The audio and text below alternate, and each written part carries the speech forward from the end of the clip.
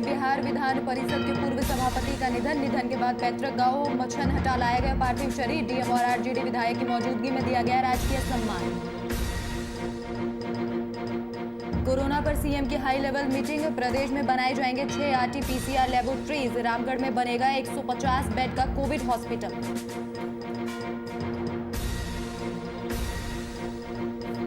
झारखंड में matric inter की practical परीक्षा स्थगित। जेएसी ने नोटिस जारी कर सभी जिलों की परीक्षा रोकने के दिए आदेश। मुख्य परीक्षा पर सीएम आज लेंगे फैसला। और कोरोना को लेकर गिरिडीह में प्रशासन चौकन्ना। क्षेत्र में चलाया जा रहा मास्क चेकिंग अभियान। लोगों से की जा रही मास्क लगाने की अपील।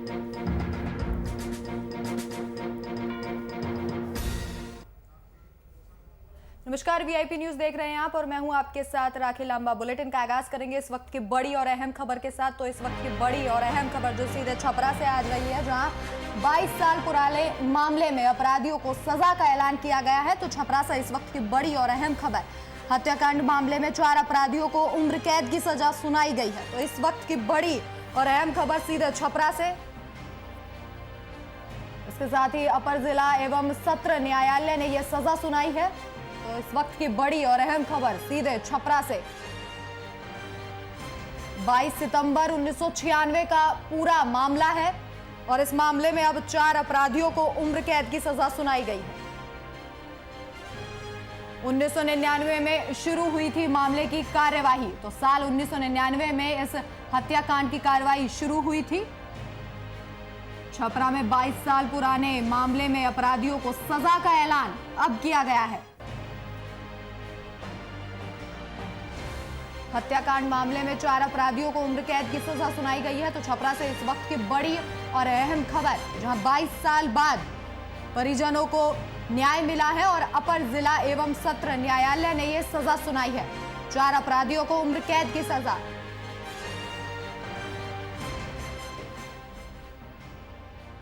इस खबर पर जानकारी साझा करने के लिए हमारे संवाददाता राजू जायसवाल फोन लाइन पर मौजूद है। राजू, 22 साल बाद परिजनों को न्याय मिला और अब 4 आरोपियों को यहां पर उम्र कैद की सजा सुनाई गई है। क्या कुछ था पूरा मामला, विस्तार से बताइए।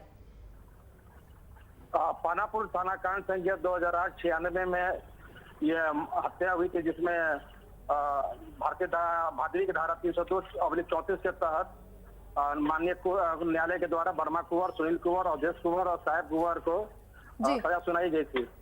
22 सितंबर को ये हत्या हुई थी 1996 में और 1999 में इसका सेशन ट्रायल स्टार्ट हुआ था। इसी में माननीय कोर्ट के द्वारा जो है सजा सुनाई गई है चारों दोषी को। और सामने वाला पक्ष आज सजा मिलने के बाद सामने वाला पक्ष ने संतुष्टि जाहिर की कि आज मुझे न्याय मिला है। कोर्ट के प्रति अपना आभार प्रकट भी किया। जी राजू, तमाम जानकारी के लिए आपका शुक्रिया। तो 1999 शुरू हुई थी मामले की कार्यवाही और लगभग 22 साल बाद परिजनों को यहां न्याय मिला है। 4 आरोपियों को उम्र कैद की सजा सुनाई गई है। तो छपरा से इस वक्त की बड़ी और अहम खबर।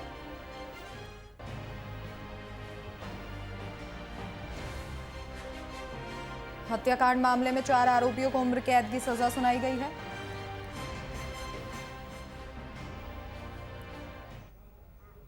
झारखंड में कोरोना संक्रमण भयानक रूप ले चुका है। बीते 24 घंटों में इस साल के तमाम रिकॉर्ड तोड़ते हुए 3480 नए कोरोना संक्रमित मिले हैं।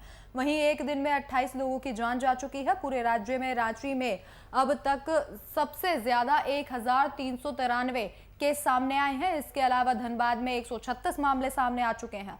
नए मिले संक्रमितों के बाद राज्य का अब तक का आंकड़ा बढ़कर 1,51,272 हो गया है। बात करें अगर टीकाकरण की, तो पिछले 24 घंटों में 30,054 लोगों ने पहला डोज और 7,439 लोगों ने दूसरा डोज का टीका लिया है। रांची के सदर अस्पताल में वैक्सीनेशन का काम लगातार जारी है। हालांकि लगातार बढ़ रहे कोरोना संक्रमितों के कारण वैक्सीनेशन सेंटर को राजकीय प्राथमिक विद्यालय में शिफ्ट कर दिया गया है।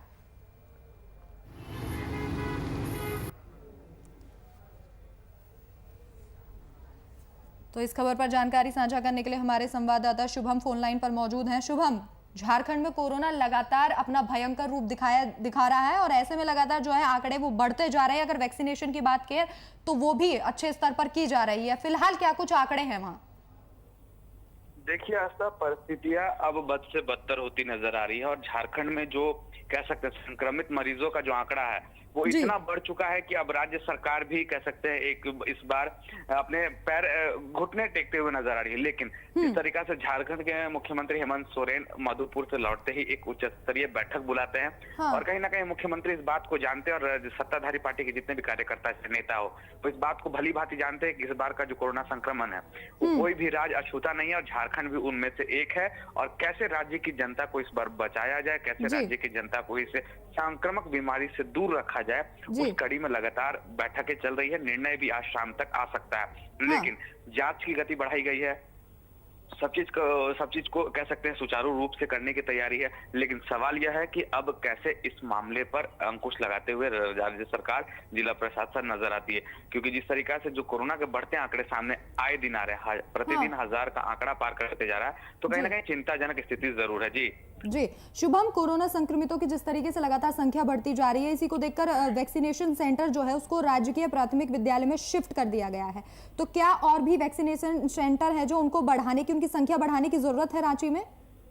बिल्कुल, वैक्सीनेशन की जितने भी सेंटर हैं, चाहे वो केंद्र की बात कर ले, चाहे वो निचले स्तर की बात कर ले, तमाम जगहों पर अब कह सकते हैं सुरक्षा के साथ साथ और कह सकते हैं ज्यादा जांच केंद्र बढ़ाने की आवश्यकता बिल्कुल है, क्योंकि जांच कम हो पा रहे हैं तब ये आंकड़े हैं। आप समझ सकती हैं कि जब जांच ज्यादा होंगे तब क्या जो तस्वीर होगी, तब क्या जो आंकड़े आएंगे, वो कहीं ना कहीं एक भयावह स्थिति को जरूर उत्पन्न करेगा। और कहीं ना कहीं उसी को लेकर कल मुख्यमंत्री हेमंत सोरेन ने साफ तौर पर निर्देश देते हुए कहा है कि अस्पतालों में बेडों की संख्या भी बढ़ाई जा रही है, ऑक्सीजन की जो बेड है उनकी भी संख्या बढ़ाई जा रही है। तो कहीं ना कहीं मुख्यमंत्री हेमंत सोरेन के द्वारा लगातार प्रयास किया जा रहा है कि इस बार कैसे जल्द से जल्द इस कोरोना जैसे संक्रामक बीमारी को रोका जा सके। जी शुभम, तमाम जानकारी के लिए आपका शुक्रिया।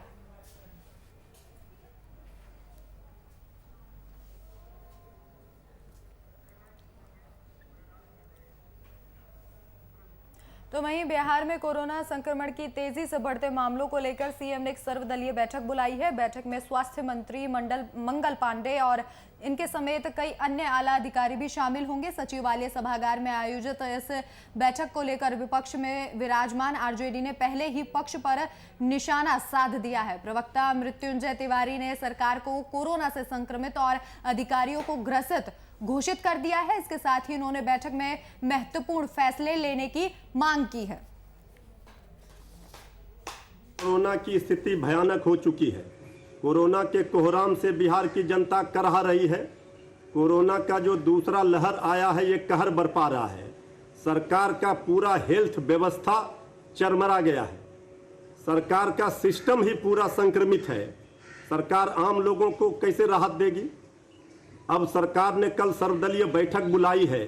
महामहिम राज्यपाल के नेतृत्व में कल बैठक होगी। सरकार को जो सलाह देना होगा विपक्ष की ओर से दिया जाएगा, लेकिन सरकार कोई ठोस कदम उठाए जिससे लोगों की जान बचाई जा सके। माननीय स्वास्थ्य मंत्री जी कह रहे हैं कि आईजीएमएस में 100 बेड बढ़ाए जाएंगे, कहीं 40 बेड बढ़ाए जाएंगे। 2000 से ज्यादा संक्रमित लोग पटना में मिल रहे हैं। 40 बेड 100 बेड से क्या होगा?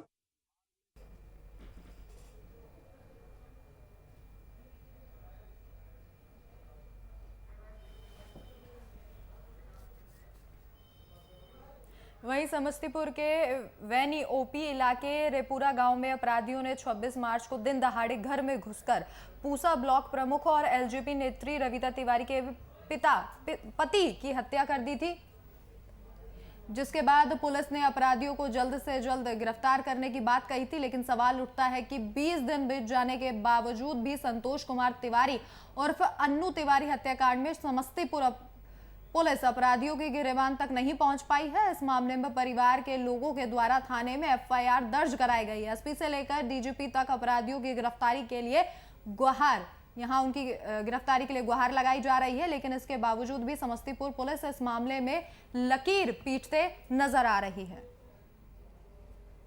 कारगिल सबसे पहले आया, धक्का के घुसा, उसके पीठ पर घुसा सचिन, उसके पीठ पर घुसाई बिट्टू, सौरभ, फिर सालू है, सोनू है, एक आदमी बुलेट पर यहाँ बैठा हुआ था। 4 आदमी घुसा, 4 आदमी घुस करके हम समझे कि जो चाय पी रहे हैं, नाश्ता कर रहा है, तब तक फूल देने ऊपर जाते हैं कि एक गोली का आवाज़ हुआ कि आए चौपाल पर, तो देखते हैं तरातर 4 गोली ठोक दिया। हमारा बेटा तो उस समय तो लोग नर्वस हो जाता है, बेटा को हम पकड़े कि उसको पकड़े, अथी लहराते हुए चला गया हमारा बेटा।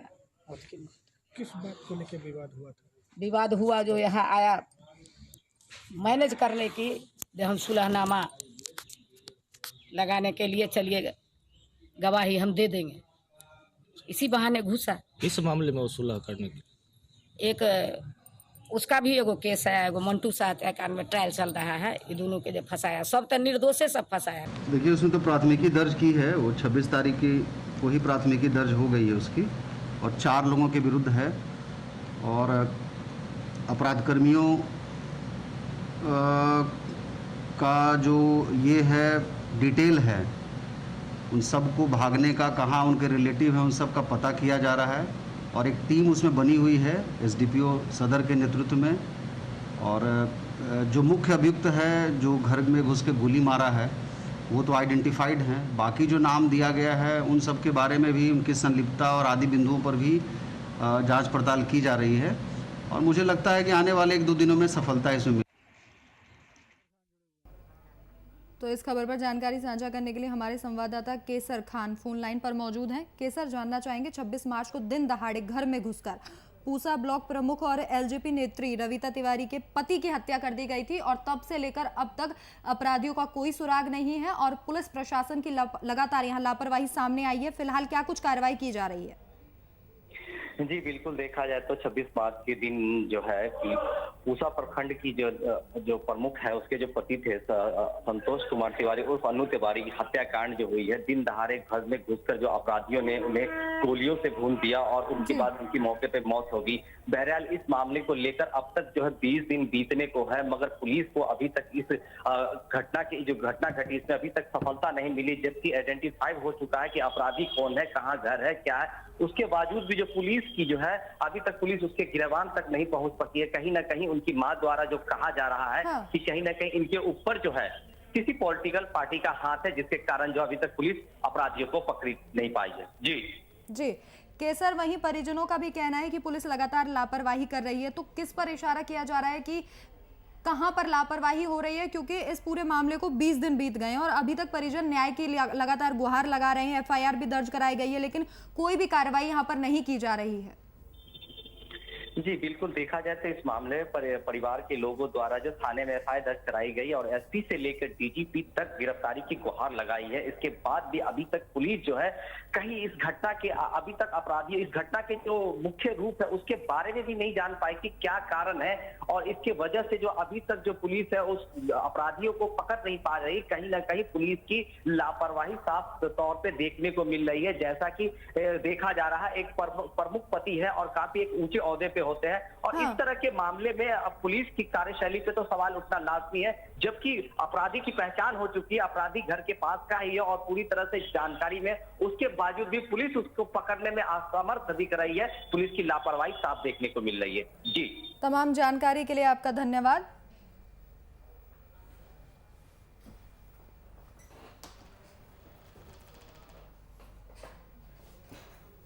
रमजान का पाक महीना चल रहा है। इबादत करने वाले इस पाक महीने में 30 दिनों तक रोज़ा रखते हैं, मस्जिद में नमाज पढ़ते हैं। खासकर पटना के जामा मस्जिद में पूरे बिहार से लोग नमाज पढ़ने आते हैं, लेकिन कुछ दिनों से धार्मिक संप्रदाय को गंदा करने की साजिश चल रही है और जामा मस्जिद के सामने नए पुल से इस घटना को अंजाम दिया जा रहा है।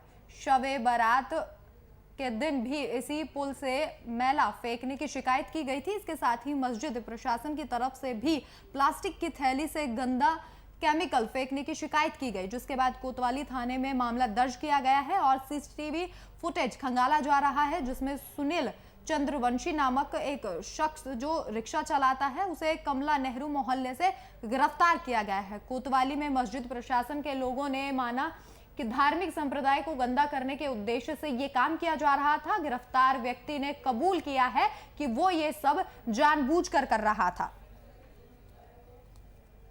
इससे पहले भी 1-2 घटना और हो चुकी थी जामा मस्जिद पटना जंक्शन में।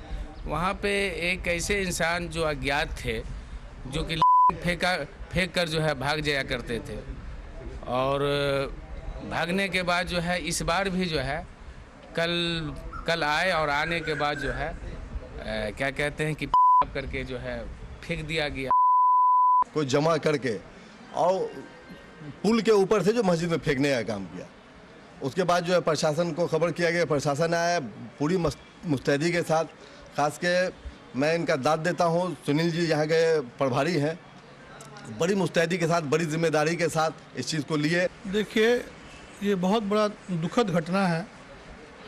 हम लोगों के स्थल पर जिस तरीके से बार बार इस तरह का घटना हुआ, इससे पहले शब बारात की रात को इस तरह का हादसा हुआ, इससे सारे बिहार के मुसलमान, खास करके पटना के मुसलमानों को बहुत तकलीफ़ हुई और लोग रोड भी जाम किए, धरना भी किए। लेकिन हम लोगों को आश्वासन मिला सरकार की तरफ से, और बिहार का मुसलमान इस बात पर यकीन रखता है कि जब जिस देश का मुखिया ईमानदार हो, जिस देश का मुखिया ऑनेस्ट हो किसी भी धर्म के लिए, तो वहाँ किसी तरह का कोई घटना नहीं हो सकता है। लेकिन असामाजिक तत्व के लोग जिस तरीके से बार बार चाहते हैं आपसी भाईचारगी के साथ खिलवाड़ करना, ये नहीं हो सकता। जामा मस्जिद में से एक सूचना आई कि एक पॉलीथीन में कुछ केमिकल टाइप भरकर फेंका गया है जामा मस्जिद के अंदर पुल के ऊपर से। इसका हम लोगों ने सीसीटीवी फुटेज देखा और सीसीटीवी फुटेज के आधार पर इसकी गिरफ्तारी हुई है। सुनील चंद्रवंशी नाम है। ये अभी क्वार्टर लेकर के भाड़ा पर रहता है कमला नेहरू नगर में, रिक्शा चलाता। वहीं रांची समेत कई जिलों में सुबह से ही आसमान में आंशिक बादल छाए रहे, जिसके कारण मौसम सुहाना रहा। इसके साथ ही हल्की बारिश के आसार भी नजर आ रहे हैं, जिसके कारण तापमान में गिरावट देखने को मिल रही है। वहीं मौसम विज्ञान के अनुसार पिछले 24 घंटों में झारखंड में मौसम शुष्क रहेगा और इसी के साथ झारखंड का सबसे गर्म शहर डाल्टनगंज रहा, जहां 42.4 डिग्री सेल्सियस तापमान रिकॉर्ड किया गया। वहीं सबसे न्यूनतम तापमान 23 डिग्री सेल्सियस चाईबासा में रिकॉर्ड किया गया। साथ ही मौसम विभाग ने अगले 5 दिनों का मौसम पूर्व अनुमान जारी किया है, जहां विज्ञान केंद्र वैज्ञानिक अभिषेक आनंद के अनुसार 16 से 18 अप्रैल तक झारखंड के कई इलाकों में हल्के से मध्यम दर्जे की बारिश रिकॉर्ड की जाएगी।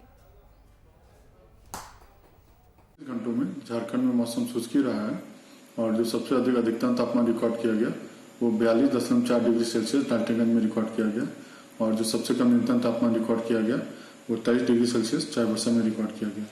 और जो मुख्य शहर हैं जहाँ पे कल का जो मैक्सिमम टेम्परेचर रिकॉर्ड किया गया वो इस प्रकार है।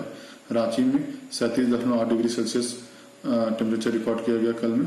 जमशेदपुर में 41.4 डिग्री सेल्सियस रिकॉर्ड किया गया और डाल्टनगंज में 42.4 डिग्री सेल्सियस, बोकारो में 40.5 डिग्री सेल्सियस, चाईबासा में 39.8 डिग्री सेल्सियस और उत्तर पूर्व में पाकुड़ में 40.4 और साहिबगंज में 39.7 डिग्री सेल्सियस मैक्सिमम टेम्परेचर।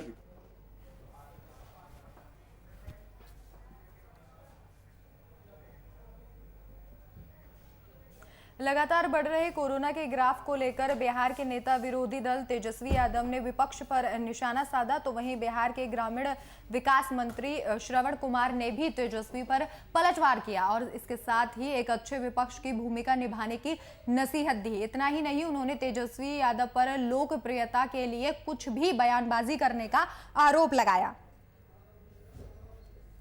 विरोधी दल को सुझाव भी देना चाहिए, सिर्फ उनको परेशान रहने की जरूरत नहीं है। सरकार को सार्थक सुझाव भी देना चाहिए कि सरकार को क्या करना चाहिए और उनको परेशान होने की ज़्यादा ज़रूरत नहीं है। सरकार बिहार में सक्षम है और बिहार में जो समस्या है, जो परेशानी है, जो दिक्कत है, उसको हल करने में बिहार की सरकार और बिहार के मुख्यमंत्री जी तत्पर हैं, काम कर रहे हैं और उनको सफलता भी मिल रही है। लोक आस्था का महापर्व छठ पूजा नहाय खाए के साथ शुरू हो गया है। बिहार का सबसे महत्वपूर्ण पर्व इस बार कोरोना काल में सरकारी निर्देशों को ध्यान में रखते हुए संपन्न होगा। संक्रमण काल में इस लोक आस्था के महापर्व में राजधानी पटना के गंगा घाट पर सीमित लोगों की मौजूदगी दिखाई दी। आज से इनका बहुत महत्व है, मतलब आज से इनका शुभ पर्व ये होता स्टार्ट होता है। आज के दिन क्या होता है? आज का दिन नहाय खाए होता है इनका, मतलब नवरात्रा भी चालू है। नहाय खाए दिन क्या क्या करते हैं? नहाय खाए के दिन नहाय खाए मतलब स्नान करते हैं, सब पूजा करते हैं, पूजा पाठ करते हैं। और गंगा जल का कितना महत्व है? गंगा जल का महत्व तो बहुत है, उसका कोई बता नहीं सकता इनका जितना महत्व है। अच्छा, एक बात और बताइए, कोरोना का संकट है, कोरोना को तो जान रहे होंगे संक्रमण को।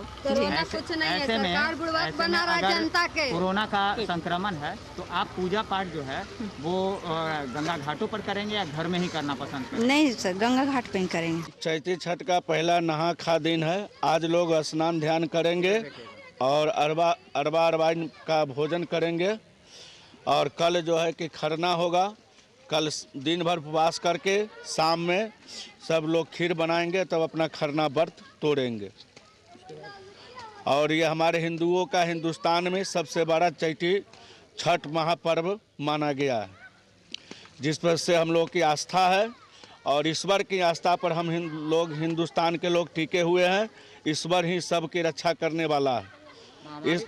इस महामारी में सब नेता लोग जो हैं अपने अपने जलसाही कर रहे हैं, अपने अपने जलसाही छेद रहे हैं। पब्लिक के व्यवस्था का उनका कोई सुविधा नहीं है। जिसको जिस विधि जाना होगा, जिसको जिस विधि मरना होगा वो मरेगा। जो ईश्वर पर सस्ता रहेगा उसको इस हिंदुस्तान में कुछ नहीं होगा। लातेहार में हर्षोल्लास के साथ प्रकृति का पर्व सरहुल मनाया गया। इस दौरान बालूमाथ के पावन धनराज गंझू के द्वारा विधिवत पूजा अर्चना की गई और पूजा कार्यक्रम में कोरोना संक्रमण को देखते हुए सरकार की गाइडलाइन को पालन करते हुए संपन्न किया गया। हम लोग को ऐसे पारंपरिक के हर साल मनाते हैं, उस ढंग के आज भी हम लोग सरहुल मना रहे हैं।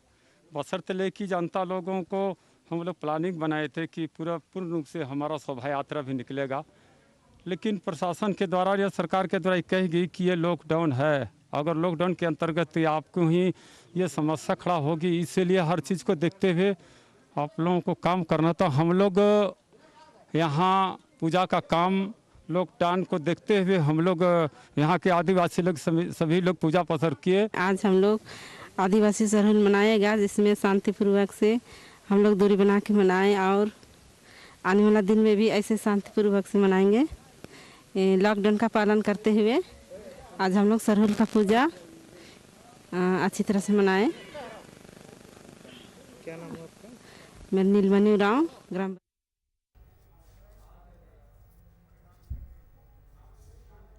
लंबे समय से बीमार चल रहे बिहार विधान परिषद के पूर्व सभापति प्रोफेसर अरुण कुमार का गुरुवार को पटना में निधन हो गया, जिसके बाद उनके पार्थिव शरीर को उनके गांव मछनहटा लाया गया। इस दौरान जिलाधिकारी और आरजेडी विधायक सुधाकर सिंह की मौजूदगी में उन्हें राजकीय सम्मान दिया गया। अंतिम संस्कार के लिए परिजन शव के साथ वाराणसी ले जाया गया। इस बीच उनके अंतिम दर्शन के लिए लोगों की भीड़ उमड़ी। जन्म भी यही हुआ। उच्च विद्यालय धनेछा दुर्गावती थाना में ही है, वहाँ से इन्होंने हाई स्कूल किया। इसके बाद में इंटर आरा से किया SD जैन कॉलेज, और वहीं से डिग्री भी किया और पटना यूनिवर्सिटी से MA किया हिंदी में, और SP जैन कॉलेज सासाराम में हिंदी के विभागाध्यक्ष रहे। पूर्व सभापति प्रोफेसर अरुण कुमार जी का जो देहावसान हुआ उसको लेकर तो राजकीय सम्मान के साथ यह समारोह आज हम लोग कर रहे हैं। इसके लिए हम सब लोग यहाँ पे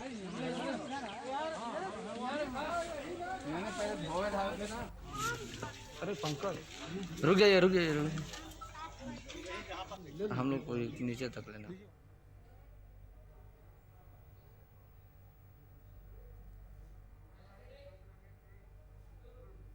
वहीं पटना के विद्युत शवदाह गृह में दाह मशीन खराब होने का मामला सामने आया है, जहां पर शवदाह के लिए लोगों को काफ़ी इंतज़ार करना पड़ा। वहीं लोगों ने डीएम ने नगर निगम आयुक्त को पत्र लिख उसे मशीन को ठीक कराने की मांग की। वहीं खराब पड़े बर्नर के ठीक हो जाने तक 3 अतिरिक्त शवदाह गृह को चालू करने का आदेश दिया गया है। आपको बता दें कि शहर के गुलाबी और खांचे कला में घाट के शवदाह गृह में बीते दिन कुछ खराबी हो गई, जिससे सिंगल शवदाह गृह पर शवदाह कराने के लिए लोगों को काफ़ी इंतज़ार करना पड़ रहा है।